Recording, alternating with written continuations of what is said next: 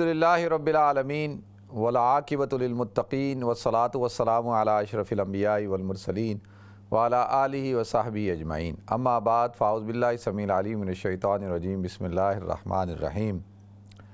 وَإِذْ أَخَذَ رَبُّكَ مِن بَنِي آدَمَ مِن ظُهُورِهِمْ ذُرِّيَّتَهُمْ وَأَشْهَدَهُمْ عَلَىٰ أَنفُسِهِمْ أَلَسْتُ بِرَبِّكُمْ قَالُوا بَلَىٰ شَهِدْنَا أَن تَقُولُوا يَوْمَ الْقِيَامَةِ إِنَّا كُنَّا عَنْ هَٰذَا غَافِلِينَ صدق اللہ العظیم۔ اللہم صلی علی محمد وعلی آل محمد کما صلیت علی ابراہیم وعلی آل ابراہیم انک حمید مجید۔ اللہم بارک علی محمد وعلی آل محمد کما بارکت علی ابراہیم وعلی آل ابراہیم انک حمید مجید۔ رب اشرح لی صدری ویسر لی امری واحلل عقدۃ من لسانی یفقہوا قولی۔ محترم ناظرین کرام، بزرگان دین، میری عزیز ماؤں، بہنوں، بھائیوں، السلام علیکم ورحمۃ اللہ وبرکاتہ۔ میں آپ کا میزبان عبدالوہاب آپ کو پروگرام گفتگو کے اندر خوش آمدید کرتا ہوں۔ ناظرین، اللہ رب العزت نے اس کائنات کو پیدا کیا اور پورے کے پورے عالم کو اللہ تعالیٰ نے وجود عطا فرمایا۔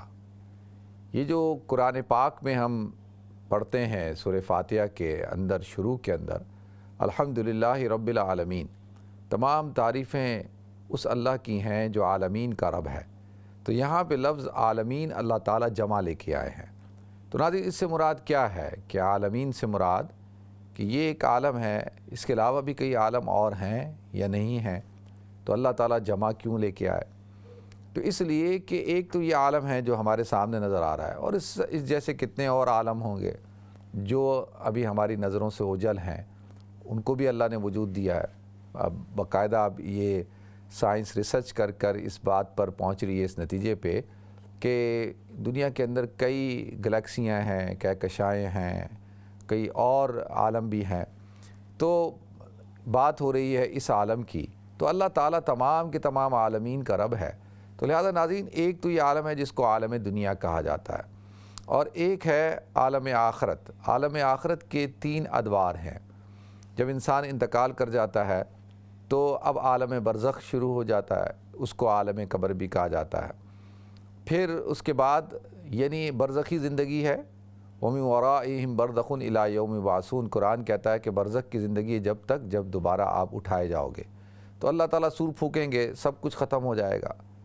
پھر اللہ تعالیٰ سور پھونکیں گے، وَنُفِخَ فِي الصُّورِ فَصَعِقَ مَن فِي السَّمَاوَاتِ وَمَن فِي الْأَرْضِ إِلَّا مَن شَاءَ اللَّهُ ثُمَّ نُفِخَ فِيهِ أُخْرَىٰ فَإِذَا هُمْ قِيَامٌ يَنظُرُونَ۔ تو اللہ تعالیٰ جو ہے دوبارہ جب سور پھونکیں گے تو سب کھڑے ہو جائیں گے اپنی اپنی قبروں سے۔ تو اب اس کو کہتے ہیں عالم حشر۔ حشر کا میدان برپا ہوگا اور میزان عدل ہوگا، اعمال تولے جائیں گے، حساب کتاب ہوگا۔ یہ سارے معاملات آخرت کے جو ہے وہ طے ہوں گے۔ پھر اس کے بعد طے ہو جائے گا کہ یہ شخص جو ہے وہ جنتی ہے اور یہ شخص جو ہے وہ جہنمی ہے، اور جنتیوں کا داخلہ جنت میں ہو جائے گا، جہنمیوں کا داخلہ جہنم میں ہو جائے گا۔ اور جس کو قرآن کہتا ہے وَسِیقَ الَّذِینَ كَفَرُوا إِلَىٰ جَهَنَّمَ زُمَرًا اور وَسِیقَ الَّذِینَ اتَّقَوْا رَبَّهُمْ إِلَى الْجَنَّةِ زُمَرًا۔ تو اللہ تعالیٰ جو ہے وہ کافروں کو بھی ہانک ہانک کے جہنم کے اندر ڈال دیا جائے گا اور متقیوں کو جنت کے اندر ڈال دیا جائے گا۔ تو لہذا یہ عالم آخرت کے 3 ادوار ہو گئے۔ تو عالم آخرت کے 3 ادوار، پھر عالم دنیا، پھر اس سے پہلے ایک عالم ہے جس کو عالم ارواح کہا جاتا ہے۔ لہذا ناظرین، جتنے بھی انسان دنیا میں پیدا ہوئے یا ہونے ہیں، یعنی پہلے انسان کی روح سے لے کے آخری انسان جو دنیا کے اندر آئے گا، ان سب کی روحوں کو اللہ تعالیٰ نے پیدا کیا اور پیدا کر کے عالم ارواح کے اندر جمع فرمایا، اور اللہ تعالیٰ نے ان سے ایک عہد لیا جس کو عہد الستو کہا جاتا ہے۔ ایک وعدہ لیا جس کو وعدہ الستو کہا جاتا ہے۔ وعدہ الستو کا مطلب کیا ہے کہ کیونکہ اس آیت کے اندر اللہ تعالیٰ یہ پوچھتے ہیں وَإِذْ أَخَذَ رَبُّكَ مِن بَنِي آدَمَ مِن ظُهُورِهِمْ ذُرِّيَّتَهُمْ وَأَشْهَدَهُمْ عَلَىٰ أَنفُسِهِمْ أَلَسْتُ بِرَبِّكُمْ۔ اللہ تمام عالم کے ارواح، جو آدم کی ارواح ہیں، ان سب کو جمع کرتے ہیں، پوچھتے ہیں أَلَسْتُ بِرَبِّكُمْ، کیا میں تمہارا رب نہیں؟ قَالُوا بَلَىٰ شَهِدْنَا، سب نے اس بات کا اقرار کیا، گواہی دی، بالکل آپ ہمارے رب ہیں۔ تو اس کو عہد الستو بھی کہا جاتا ہے، وعدہ الستو بھی کہا جاتا ہے۔ تو یہ تمام کے تمام انسان اول و آخر یعنی پہلے انسان سے لے کے آخری انسان تک سب نے یہ وعدہ کیا، تمام کی ارواح نے، اور پھر اللہ تعالیٰ نے ان ارواح کو سلا دیا۔ اب جیسے جیسے جس کا وقت آتا گیا اللہ تعالیٰ اس کو دنیا کے اندر اس روح کو اس کے جسم کے ساتھ منسلک کرتے رہے، اور یہ سارا جو پروسیس ہوتا ہے جسم کے اندر روح کو منتقل کرنے کا، یہ 4 مہینے کا پروسیس ہوتا ہے۔ اللہ تعالیٰ نے انسان کے اندر جو ہے وہ قرآن کہتا ہے وَلَقَدْ خَلَقْنَا الْإِنسَانَ مِنْ صُلَالَةٍ مِنْ طِينٍ ثُمَّ جَعَلْنَاهُ نُطْفَةً فِي قَرَارٍ مَكِينٍ ثُمَّ خَلَقْنَا النُّطْفَةَ عَلَقَةً فَخَلَقْنَا الْعَلَقَةَ مُضْغَةً فَخَلَقْنَا الْمُضْغَةَ عِظَامًا فَكَسَوْنَا الْعِظَامَ لَحْمًا ثُمَّ أَنشَأْنَاهُ خَلْقًا آخَرَ فَتَبَارَكَ اللَّهُ أَحْسَنُ الْخَالِقِينَ۔ تو یہ پورا جو ہے یہ پروسیس جو ہے، یہ نطفہ، مضغہ، علقہ، یہ سارا پھر ان کے اوپر گوشت چڑھانا ہڈیوں کے اوپر، اور پھر اللہ تعالیٰ اس روح کو جس کا جسم تیار ہوتا ہے اللہ تعالیٰ اس روح کا کنیکشن اس کے ساتھ کر دیتے ہیں۔ قُلِ الرُّوحُ مِنْ أَمْرِ رَبِّي، روح امر ربی ہے، اللہ کا امر ہے۔ تو لہذا ناظرین اب یہ دنیا کے اندر انسان کو اللہ تعالیٰ جو ہے وہ بھیجتے ہیں عالم دنیا میں۔ عالم دنیا کے اندر اس کے 2 مراحل ہوتے ہیں۔ پہلا مرحلہ جیسے میں نے عرض کیا وہ ماں کے پیٹ کے اندر جو یہ پروسیس ہے آلموسٹ 4 مہینے کا، کہ 4 مہینے کے اندر روح کو اس کے جسم کے اندر منتقل کر دیا جاتا ہے۔ تو یہ روح کیا ہے؟ یہ امر ربی ہے۔ ثم کہ جو اللہ تعالیٰ نے ارشاد فرمایا نا کہ جی وَنَفَخْتُ فِيهِ مِن رُوحِي، کہ ہم اپنی روح کو جو ہے وہ کیا کرتے ہیں، وہ نفخہ ڈالتے ہیں، پھونک دیتے ہیں۔ اور حضرت آدم علیہ السلام کے بارے میں جیسے اللہ تعالیٰ نے بتایا نا فَقَعُوا لَهُ سَاجِدِينَ، پھر سب کو کہا کہ بھئی سجدہ کرو۔ تو لہذا جو مسجود ملائکہ آدم ہیں وہ جب ان کے اندر اللہ تعالیٰ نے روح کو پھونک دیا، تو اب یہ روح کیا ہوتا ہے کہ اللہ تعالیٰ پھونکتے ہیں، یہ اللہ کا امر ہے۔ تو لہذا ناظرین یہ ایک عالم ہے، بچہ ماں کے پیٹ میں رحم میں تقریباً آلموسٹ 9 مہینے تک رہتا ہے، یعنی پلس مائنس ہو سکتا ہے، لیکن زیادہ تر 9 مہینے کے اندر بچے کی ڈیلیوری ہوتی ہے۔ تو لہذا ناظرین یہ ایک عالم ہے۔ اب وہ جیسے کہ نا بہت سارے لوگ کہتے ہیں جی آپ عالم ارواح کی بات کرتے ہیں، لیکن اس کا ہمیں کوئی تھوڑا سا بھی کوئی ذہن میں، کہیں دماغ میں، کہیں شعور میں کہیں بھی نہیں ہے۔ کہ ہوتا ہے نا کہ بھئی بچپنے کی کوئی نہ کوئی چیز آپ کے دماغ میں رہتی ہے، کوئی چیز آپ کے دماغ میں چل رہی ہوتی ہے اور اس کا ایک خاکہ سا ہوتا ہے۔ تو کہتے ہیں اس کا کوئی خاکہ نہیں ہے، کوئی ذہن میں کہیں پہ بھی کسی گوشے میں کوئی چیز نہیں ہے۔ تو لہذا اسی طریقے سے جو ماں کے پیٹ کا جو عالم ہے اس کا بھی ہمارے ذہنوں میں کوئی خاکہ ہی نہیں ہے، کوئی تصور ہی نہیں ہے۔ اگرچہ حضرت علی رضی اللہ تعالیٰ عنہ کے بارے میں آتا ہے کہ وہ فرماتے ہیں کہ مجھے عالم ارواح کا جو ہے وہ ایک ادراک ہے، شعور کے اندر ایک خاکہ ہے، مجھے تو اتنا بھی پتہ ہے کہ میرے دائیں جانب کون سی روح تھی، میرے بائیں جانب کون سی روح تھی۔ تو لہذا ناظرین یہاں پہ دنیا کے اندر ان تقولوا یوم القیامت انا کنا عن ھذا غافلین، کہ پھر وہ قیامت کے دن آدمی جب اللہ پوچھے گا بھائی میں نے تو تم سے وعدہ لیا تھا کہ تم میرے رب ہو، میں تمہارا رب ہوں، تم میرے بندے ہو، الستُ بربکم، تو تم نے کیوں پھر وعدہ خلافی کی؟ تو کہے گا اللہ ہم تو بھول گئے، ہم تو غافل ہو گئے تھے، ہمیں تو ادراک ہی نہیں تھا، احساس ہی نہیں تھا، شعور میں بھی نہیں تھا کہ کوئی ایسا وعدہ بھی ہم نے کیا ہے۔ کتنی دفعہ ایسا ہوتا ہے نا کہ انسان وعدہ کرتا ہے، وعدہ کر کے بھول جاتا ہے، جب اس کو یاد دلو کہتا ہے اچھا میں نے کوئی ایسی بات کی تھی، میں نے کوئی ایسا وعدہ کیا تھا، تو اس کو یاد دلانا پڑتا ہے۔ تو جب وہ بھول ہی جائے تو اس کو وفا کیا کرے گا، وہ وعدہ ہی کیا، لیکن جب وعدہ ہی آپ بھول گئے تو آپ اس کو وفا کہاں سے کرو گے؟ تو ہم نے جو اللہ سے وعدہ کیا وہ بھول گئے تو اب کہتے ہیں ہم تو غافل ہو گئے تھے، لیکن اللہ تعالیٰ نے اس وعدے کی یاد دہانی کرانے کے لیے اللہ تعالیٰ نے انبیاء کرام کے سلسلے کو جاری فرمایا۔ انبیاء کرام کا سلسلہ جو شروع کیا اللہ تعالیٰ نے وہ اسی لیے کہ انسان جو ہے وہ نسیان سے ہے، اس کے اندر بھولنے کا مادہ ہے اور وہ بھول جاتا ہے، تو اللہ نے یہ حضرت انسان پر یہ اللہ نے کرم کر دیا، اس پر احسان کیا کہ اللہ تعالیٰ نے انبیاء کرام کے سلسلے کو جاری فرما دیا۔ اب انبیاء کرام آئے اور انہوں نے آ کے کیا دعوت دی؟ تمام کے تمام انبیاء کیا دعوت دیتے؟ یا ایھا الناس قولوا لا الہ الا اللہ تفلحوا، اے لوگو لا الہ الا اللہ پڑھ لو کامیاب ہو جاؤ گے۔ ما لکم من الہ غیرہ، اللہ کے علاوہ تمہارا کوئی خدا نہیں ہے، کوئی الہ نہیں ہے۔ تمام انبیاء کی دعوت کا مرکز جو تھا وہ یہی تھا، چاہے وہ حضرت نوح علیہ السلام ہوں، چاہے وہ حضرت ابراہیم علیہ السلام ہوں، چاہے حضرت موسیٰ علیہ السلام ہوں، حضرت عیسیٰ، جتنے بھی انبیاء کرام ہیں، تمام کے تمام انبیاء کرام نے آ کر سب سے پہلا جو پیغام اپنی امت کو دیا ہے وہ کیا ہے؟ توحید کا، کہ اللہ کی طرف بلایا، جو وعدہ کیا تھا، عہد کیا تھا، اس کو یاد دلایا کہ بھئی دیکھو تم اللہ سے وعدہ کر کے آئے تھے اور وعدہ ہے تم نے اس کو وفا کرنا ہے، اس کی ایفا کرنی ہے۔ یا ایھا الذین آمنوا اوفوا بالعقود، اے ایمان والو جو تم نے وعدہ کیا ہے اس کو پورا کرو، لوگو جو اللہ سے تم نے وعدہ کیا ہے وہ پورا کرو۔ یا ایھا الناس اعبدوا ربکم الذی خلقکم والذین من قبلکم لعلکم تتقون، اے لوگو تم اس رب کی عبادت کرو جس نے تمہیں بھی پیدا کیا، تم سے ما قبل لوگوں کو بھی پیدا کیا، اور قیامت تک آنے والے ہر انسان کو جو پیدا کرے گا اس رب کی عبادت کرو جو تمہارا خالق ہے، جو تمہارا مالک ہے، جو تمہارا رازق ہے، وہی معبود ہے تمہارا جس نے تمہیں وجود عطا فرمایا۔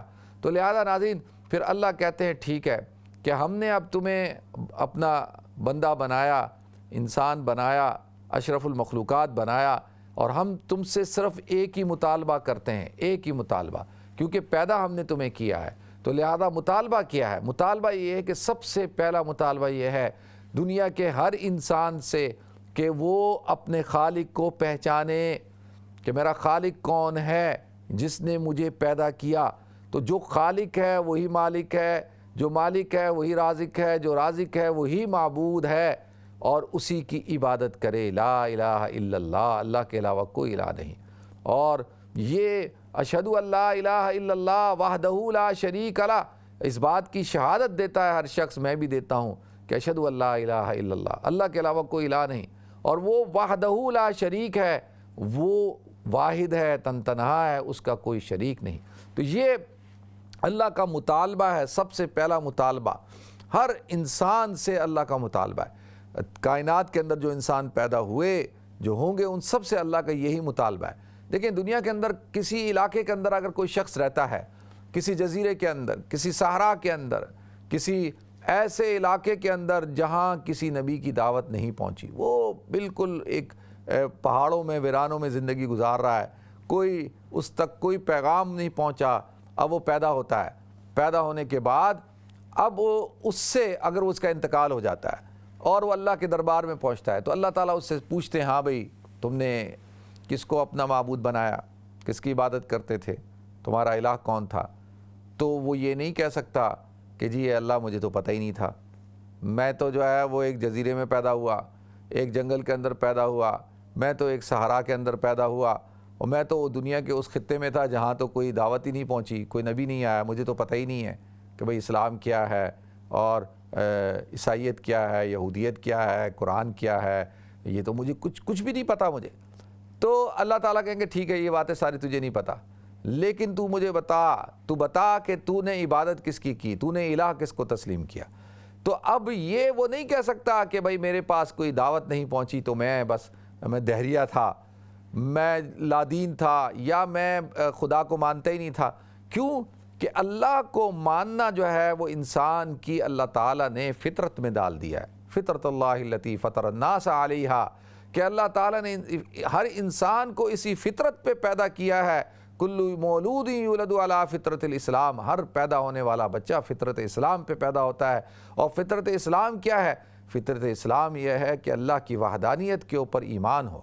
تو اب یہ ہے کہ وہ اس سے مطالبہ ہوگا کہ بھئی تو نے کیوں، اگر اس نے اللہ کو الہ مانا ہے تو ٹھیک ہے، اگر نہیں مانا تو کہا کہ بھئی ہم نے تجھے عقل دی، ہم نے تجھے ایک دماغ دیا تھا، عقل، شعور، ادراک، حواس خمسہ، یہ ساری چیزیں ہم نے دی، اور اس کا تقاضا یہ ہے کہ تو اس بات کو تسلیم کر، اس کائنات کو بنانے والا کوئی ہے، تجھے پیدا کرنے والا کوئی ہے، اس نظام کو چلانے والا کوئی ہے۔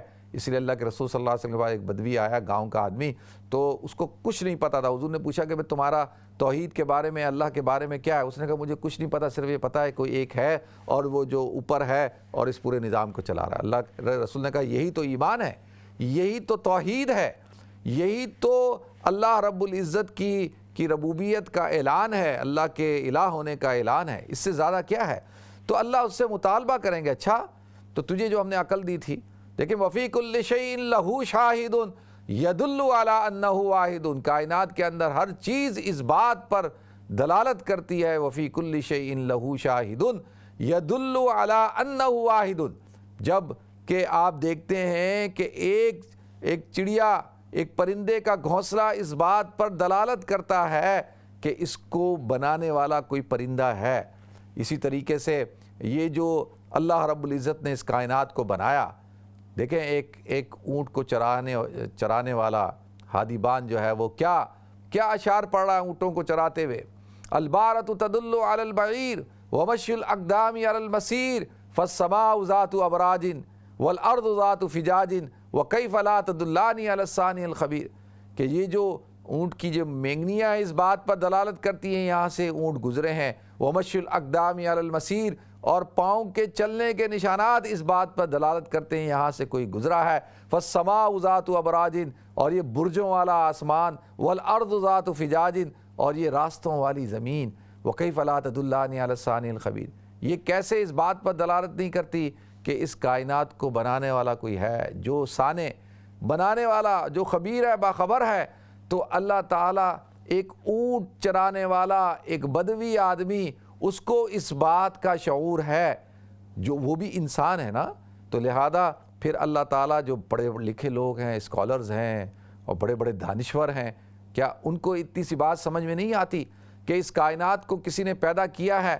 یہ کائنات خود بخود وجود میں نہیں آئی۔ هل اتى على الانسان حين من الدهر لم يكن شيئا مذكورا، کہ اللہ انسان پہ ایک ایسا دور بھی گزرا ہے کہ جب اس کا کوئی تذکرہ ہی نہیں تھا، جب انسان نہیں تھا پھر بھی اللہ تھا۔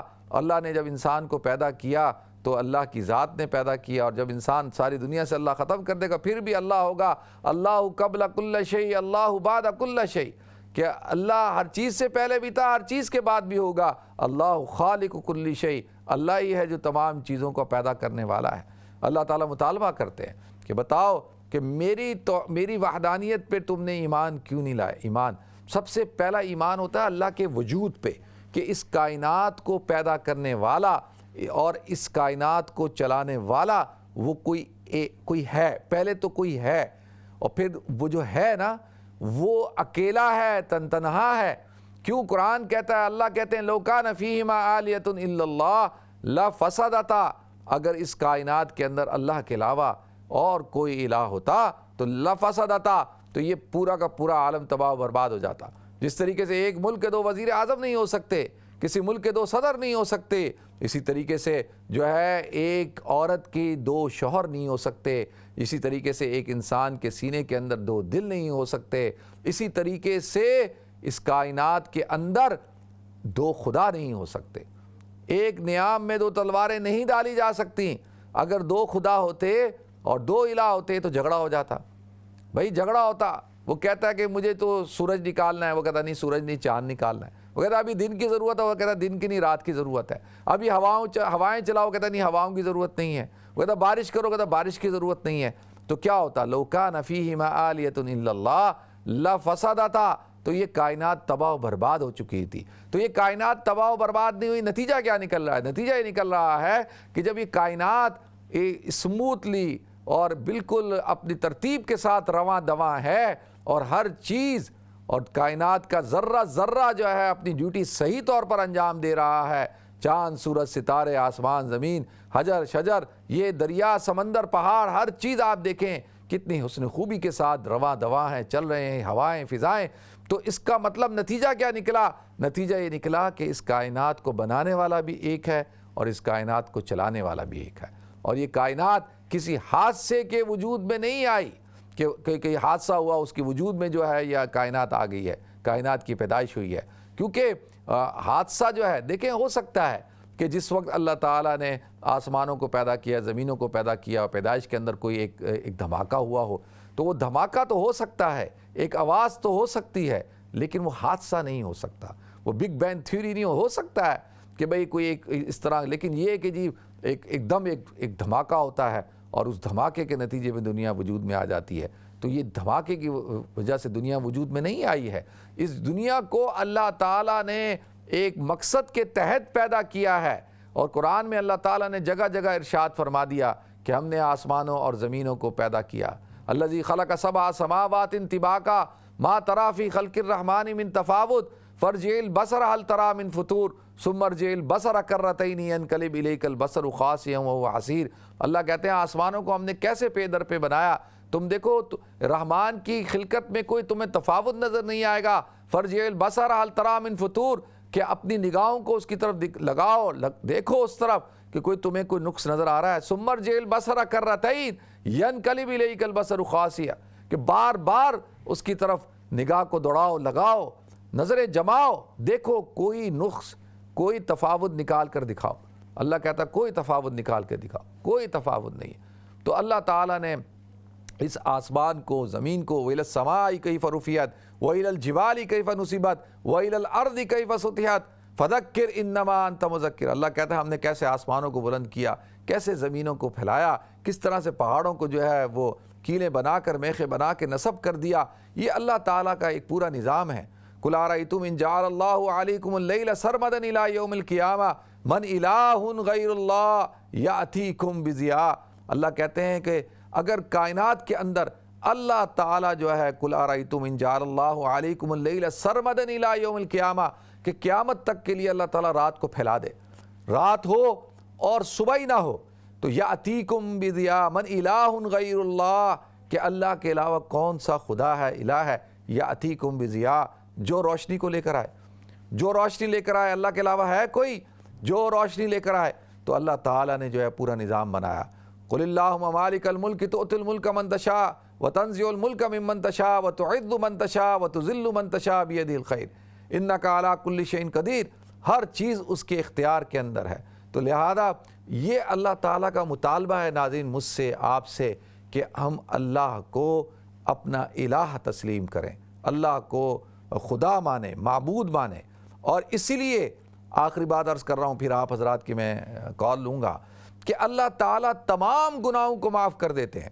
ہر گناہ جو ہے اللہ کہتے ہیں میں معاف کر سکتا ہوں، لیکن یہ جو شرک ہے، ان اللہ لا یغفر ان یشرک بہ ویغفر ما دون ذلک لمن یشاء، اللہ کہتے ہیں تمام گناہ میں معاف کر سکتا ہوں لیکن شرک کو معاف نہیں کرتا۔ شرک جو ہے وہ کیا، کہ آپ خدا کی خدائی کے اندر کسی کو شریک کر دیں، خدا کی خدائی میں، خدا کی کبریائی میں، خدا کی یکتائی میں آپ کسی کو شریک کر دیں۔ انسانوں کے اندر، حیوانوں کے اندر اور چرند پرند کے اندر، حشرات کے اندر، ان چیزوں کے اندر خدائی صفات پیدا کر دیں، تو یہ اللہ تعالیٰ کو ایکسیپٹ نہیں ہے۔ اللہ کہتا ہے نہیں، یہ بات ٹھیک نہیں ہے کہ یہ مجھے اپنا الہ، مجھے اپنا رب، مجھے اپنا معبود تسلیم کرو۔ تو یہ بات جب اسٹیبلش ہو گئی کہ اللہ نے ہمیں پیدا کیا، جب یہ بات اسٹیبلش ہو گئی کہ اللہ ہی ہمارا معبود ہے، ہمارا خالق ہے، مالک ہے، رب ہے، تو لہذا پھر عبادت بھی اسی کی ہوگی۔ تو لہذا اللہ تعالیٰ مجھے آپ کو، ہم سب کو اللہ تعالیٰ کی عبادت کرنے کی، اللہ کو اپنا الہ ماننے کی، تسلیم کرنے کی توفیق عطا فرمائے، اور اللہ کو اپنا یعنی حقیقی معبود بنانے کی توفیق عطا فرمائے۔ وآخر دعوانا الحمدللہ رب العالمین۔ تو اس حوالے سے جو ہے وہ انشاءاللہ اور گفتگو کا بھی سلسلے کو جاری فرمائیں گے، اور آپ کی کالوں کا سلسلہ بھی جاری رہے گا۔ تو لہذا ناظرین، تو میں عرض یہ کر رہا تھا کہ یہ جو کانسیپٹ ہے یعنی توحید کا، اور یہ جو اسلام کی جو بنیاد ہے، یہ جو جڑ ہے، دیکھیں مین جو پلر ہے نا، ستون ہے، وہ یہ ہے، یہ توحید۔ یہ توحید جو ہے وہ مین ستون ہے۔ جو اسلام کی جو بنیاد ہے وہ کس کے اوپر ہے؟ سب سے پہلا بنیادی ستون جو ہے، بنی الاسلام علی خمس، شہادت اللہ الہ الا اللہ، کہ اللہ کے علاوہ، شہادت دے اللہ کے علاوہ کوئی الہ نہیں۔ یہ بنیادی طور پر ہے۔ اس کو جب تک کوئی شخص اس توحید پر، اس عقیدے پر قائم نہیں ہوتا تو وہ باقی ساری چیزیں ثانوی ہیں۔ شہادت اللہ الہ الا اللہ وان محمدًا عبدہ ورسولہ، یہ ہے اسلام، یہ ہے ایمان، یہی ہے اللہ تعالیٰ نے جو اللہ کا حکم ہے، اس کو ماننا ہے۔ تو پھر اس کے بعد جو ہے پھر عبادات کے اندر اور چیزیں آ جاتی ہیں۔ اللہ تعالیٰ ہم سب کو عمل کرنے کی توفیق عطا فرمائے۔